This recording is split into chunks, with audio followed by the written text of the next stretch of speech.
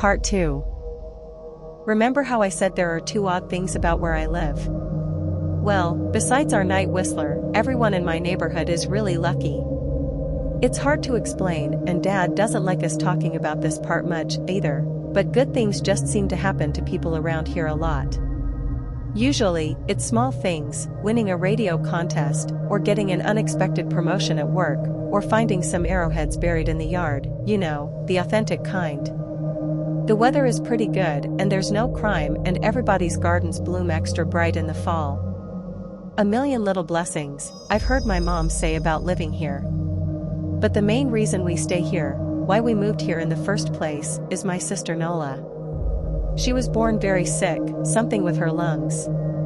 We couldn't even bring her home when she was born, only visit her in the hospital. She was so small, I remember, small even compared to the other babies.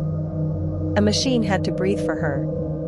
We moved into our house here, to be closer to the hospital. As soon as we moved here, Nola started getting better.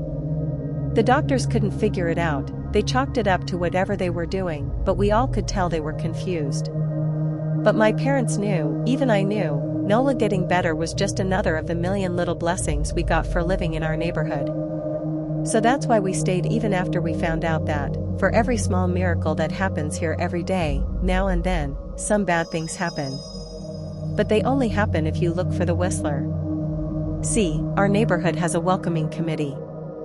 They show up with macaroni casserole and a gift basket and a manila folder whenever someone new moves in. They're very friendly. 4 people showed up when we moved in 7 years ago.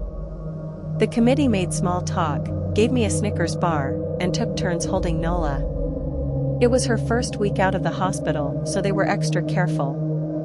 Then the committee asked to speak to my parents in private, so I was sent to my room, where I still managed to hear nearly every word. The welcoming committee told my parents about how nice the neighborhood was, really exceptionally, hard to explain kind of nice.